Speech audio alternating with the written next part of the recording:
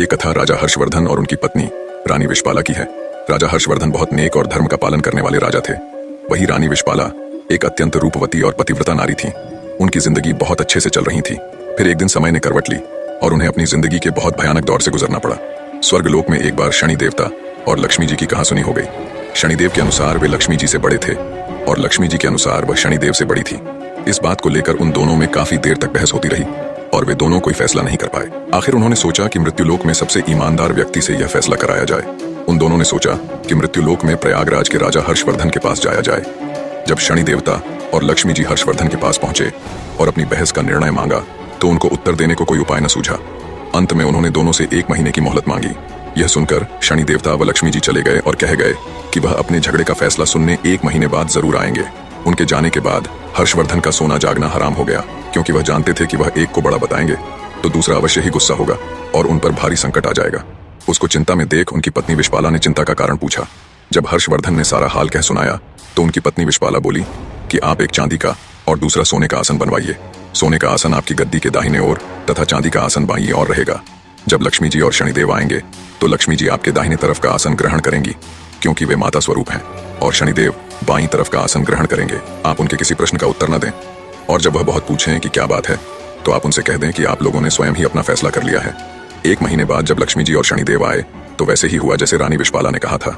लक्ष्मी ने दाईं तरफ सोने का आसन ग्रहण किया और बाईं तरफ शनिदेव बैठे।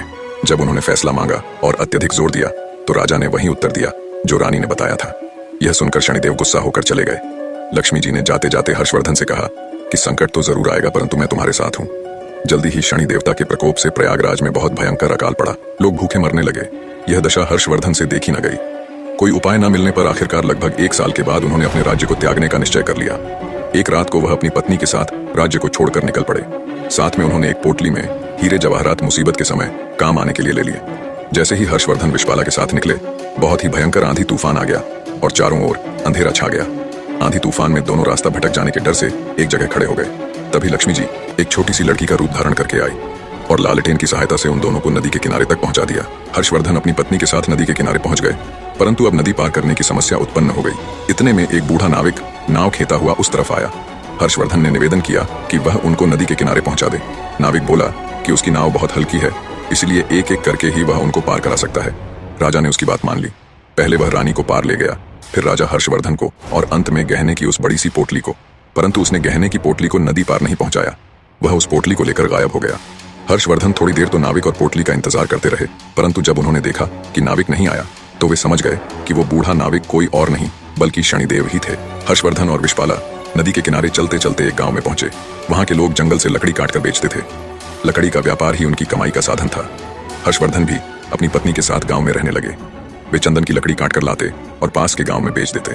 थोड़े ही समय में चंदन की लकड़ी बेचकर वे काफी पैसे वाले हो गए और आराम से जीवन व्यतीत करने लगे।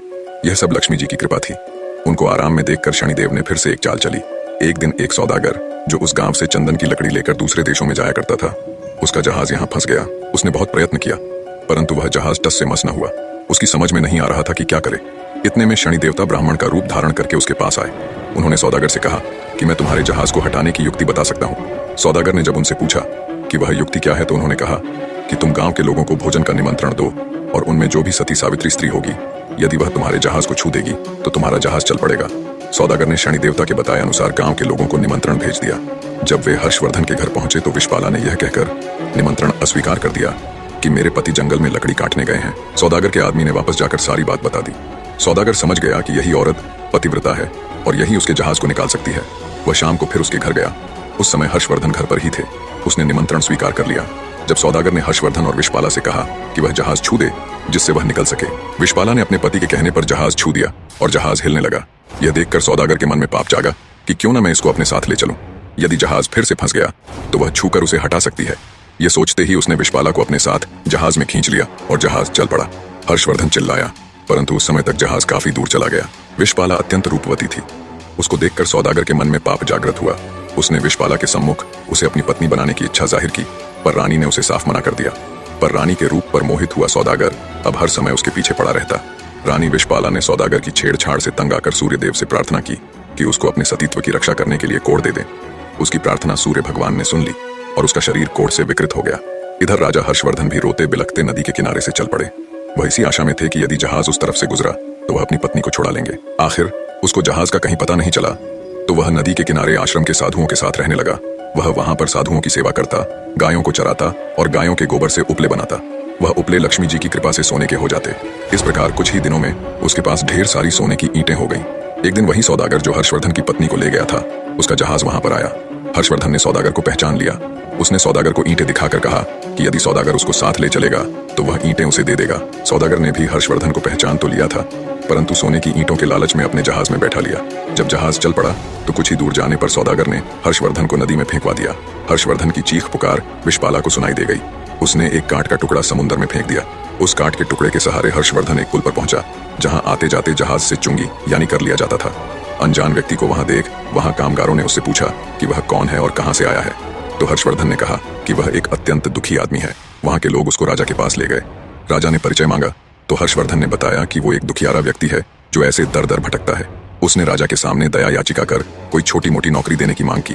राजा भी एक दयालु व्यक्ति था। उसने उसे वहां के बगीचे का माली बना दिया। उस राज्य के राजा के यहाँ संतान के रूप में एक लौती पुत्री थी, जिसके लिए नित्य फूलों का सुंदर गजरा बनाकर मालिन लेकर जाती थी। एक दिन राजकुमारी ने मालिन से पूछा कि आजकल गजरे कौन बनाता है, वे अत्यंत सुंदर होते हैं। मालिन ने राजकुमारी को बताया कि एक नया नौकर है जो गजरे बनाता है। राजकुमारी ने उसे देखने की इच्छा प्रकट की। जब उसने राजा हर्षवर्धन को देखा तो वह उस पर मोहित हो गई और हर्षवर्धन से ब्याह करने की हट पकड़ ली। राजा ने बहुत मना किया, परंतु जब राजकुमारी नहीं मानी तो उन्होंने लाचार होकर दोनों का ब्याह कर दिया और जंगल में एक मकान रहने को दे दिया। कुछ दिन बीत गए तो हर्षवर्धन ने राजकुमारी से कहा कि ऐसे बेकार बैठे रहकर मेरा मन नहीं लगता, तुम अपने पिता से कहो कि मेरे को जहाजों की चुंगी का ठेका दे दें। राजकुमारी ने अपने पिता से यह प्रस्ताव रखा तो राजा ने प्रस्ताव स्वीकार कर लिया।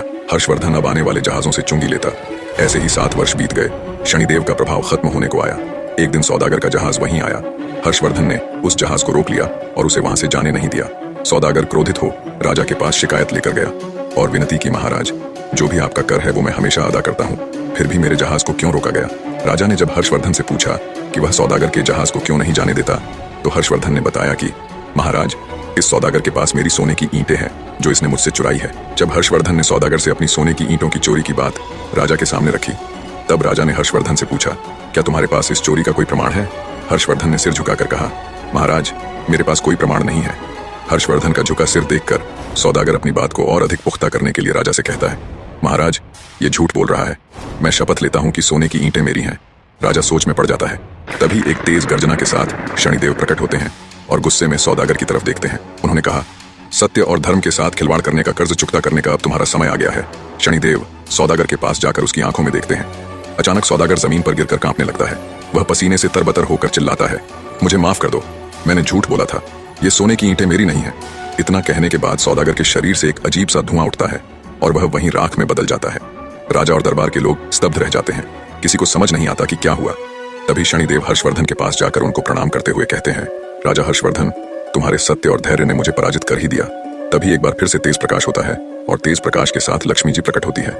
माँ लक्ष्मी जी हर्षवर्धन को आशीर्वाद देते हुए कहती हैं, तुम्हारे त्याग, धैर्य और धर्म का पालन करने के कारण मैं तुम्हें अखंड समृद्धि का आशीर्वाद देती हूँ। तुम्हारा राज्य फिर से समृद्ध होगा। आशीर्वाद देकर लक्ष्मी जी और शनिदेव दोनों अंतर्ध्यान हो जाते हैं। राजा के आश्चर्य की कोई सीमा नहीं थी। वह हर्षवर्धन के पास आकर कहते हैं, तुम कोई साधारण पुरुष नहीं हो सकते। तब हर्षवर्धन उसे पूरा किस्सा बताते हैं। राजा सहित पूरा दरबार हर्षवर्धन की धर्मपरायणता का गुणगान कर रहा था।